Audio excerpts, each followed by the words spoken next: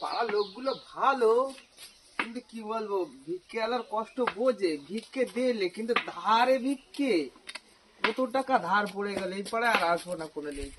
একটু হিসেব নিকেশটা করে নি, সে যেটা বসি। আল্লাহ, খুব কষ্ট হচ্ছে। দেখি কত টাকা ধার পড়লে, খাতাটা তুলে দেখি।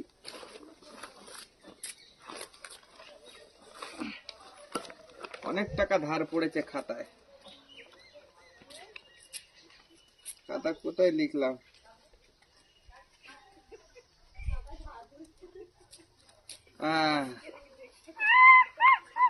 লিপিকা 50 টাকা বাড়িওয়ালার ধার, তানিয়া 70 টাকা ধার, জরিনা 20 টাকা ধার, ডিলবানু 30 টাকা ধার, টাকা বেবি 5 টাকা। এত টাকা ধার পড়লে ভিক্ষে করা সম্ভব?